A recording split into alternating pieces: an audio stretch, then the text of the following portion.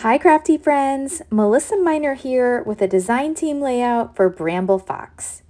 Alright, so I have printed 3 photos that I want to use today, and I print all my photos at home on the Epson PictureMate 400.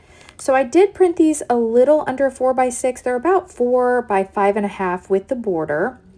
And I want to use one of the Bramble Fox cut files. So what I want to do here is measure this space that I have at the top of my layout, because I already kind of have an idea of what I want to do with my photos. So I need to measure the space so that I can go over in Cricut Design Space and print out my cut file.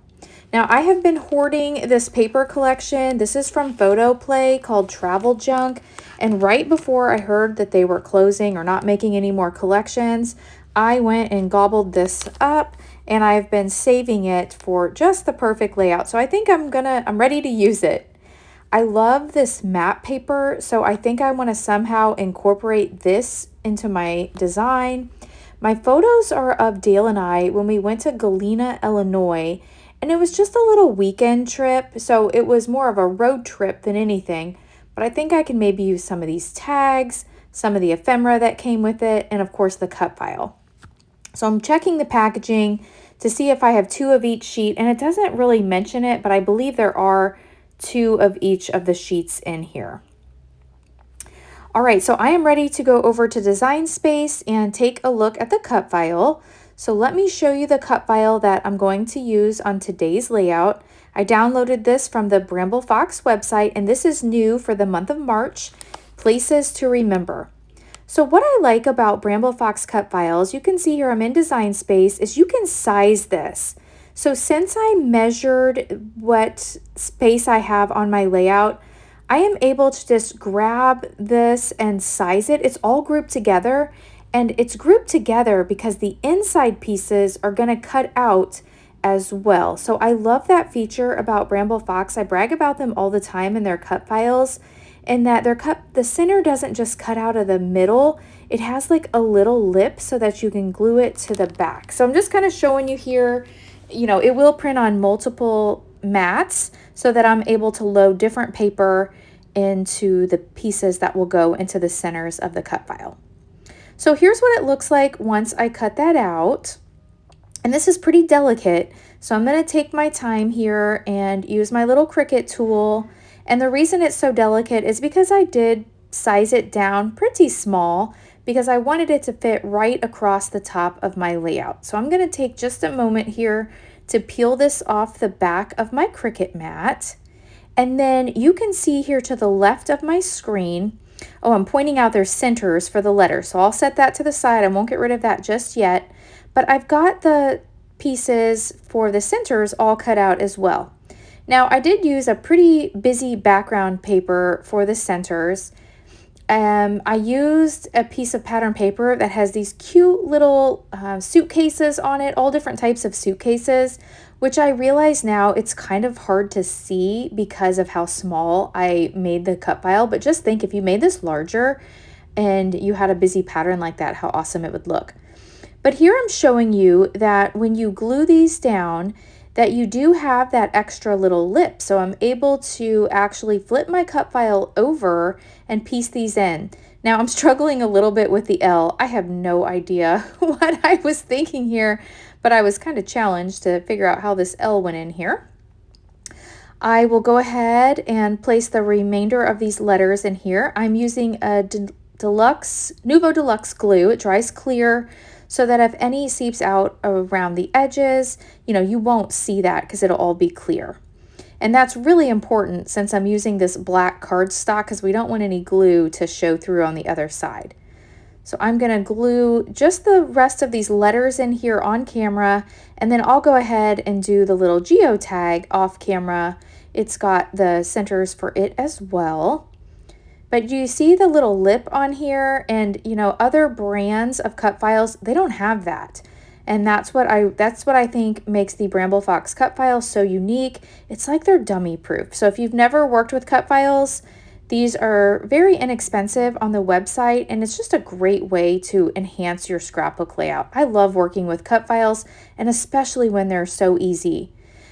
Now I did print out a sketch for inspiration. I picked this up on Pinterest, but I am going to stray my own direction. I'm not going to do this exactly, but I did use it for some inspiration. So in the sketch, there was like a larger piece of pattern paper in the background, and then they had one more piece of pattern paper at the bottom towards the landscape photo, or, like right underneath the landscape photo. So I've got two portrait and one landscape. And I think I want to use this map paper for the background possibly, and then maybe bring in that luggage tag paper for the little section at the bottom. So I'm just taking my ruler here, seeing how big I need to cut this, and I went ahead and cut this to 9 by 9, and I think that's going to work out perfectly. So let me go ahead and place those photos back up here. So let me tell you about these photos real quick. So we get to the hotel. This is the Wyndham Garden Galena, Illinois. And oh my goodness, my scrapbooking heart, there was a photo prop right when you walk in. And so there's a photo of Dale and I there, a little selfie. And then I took a photo of him just so you could see the full like photo booth. And these pictures were really bright green. And he's holding a green water bottle, but I did end up printing them out in black and white. I thought it was pretty distracting to see neon green, but that's what these photos are of. And so I thought, oh, we hit the jackpot with this. When we got to the hotel and I saw that, it was actually like a spa. It was a garden and spa hotel. It was really nice. So the other photo there on the left, that's a picture like up from the balcony right outside of our room into the entrance of the hotel. It was really nice. And then in the back of the hotel, they had like a lake and they had great outdoor seating. We actually had a picnic right there on the hotel grounds, and it was just amazing. I have another layout with that. Galena, Illinois, we also went to a waterfall that was there. We just went hiking. Now here I printed or cut a piece of pattern paper 4 by 7, and I don't know what I was thinking. I was trying to cut a banner piece a different way, and I should have just went to the way I always do it. I fold the paper in half, find the center, cut up the center just a little bit. I don't want a big banner. And then I take it and I cut from the corner to the center, and then I like to flip it over and then do again the corner to the center. Now, I got it a little bit jagged, so I'm going to try to fix it here, but then I'm like, you know what's going to fix this the best is if I just distress the edges of the paper. That hides any imperfections. So I'm going to go ahead and grab my edge distressing tool here, and I'm going to distress all the edges to both this paper and the other paper. I believe I do the other paper off camera, but if I do it on camera, I apologize. I kept the camera rolling for most of the assembly of this page. So here we go. I've got this pretty well distressed, and you can see here that hid that well. Oh good, I didn't do that on camera. I did this pattern paper off camera, and I'm going to add this to the bottom. I'm going to look at the sketch again just to see how it was. And it was just really under this, like I said, this landscape photo. So I like the layout of this, and I like that I was able to get 3 really large photos on here with that giant title. Now for the embellishing, so I'm going to look at this and then I will glue this down off camera. But this is really the gist of the bones of the layout, and now we can do the fun part of the embellishing. So I've got all that glued down, and I think that looks nice. Now I'm going to bring back in the sticker sheet that came, and you can see here there's something over here on the right, and then a little embellishment cluster on the left. I did not do a circle, so mine's going to be a little bit different. So what I'm going to do here is pull off some of the stickers that I think will work. And then I'm going to bring in my powder tool here, and what this powder tool does is it removes the stick off of the stickers so that I can move them around more like die cuts. So this one here says road trip, and this was a road trip, so I thought that was appropriate. And now I'm looking here to see what else I can find. I know there's some suitcases, like a stack of suitcases that I want to use. Here that is. And I love that, and that's going to bring in some more color to my layout, so I definitely want to use that. Now that I'm looking at this layout, it's a very masculine style layout, different than what I normally do. I'm usually all about the bright pinks and the bright yellows, and I feel like this is a more masculine type layout, so really different from my normal style. This is a really pretty collection. It's more vintagey than my usual go-to, but it's still a great collection. I'm going to go ahead and distress the edges of this tag. And this is an odd sized tag, I think, but I love it. And it says best vacation ever. And we really, really did have a good time. So I'm going to try to nestle this little suitcase in here and overlap my tag. Now I believe that no tag should be left naked on a layout. So I will eventually go in and punch a hole in the tag and add some twine. I also found this little sticker that says just go, so I thought that was super cute.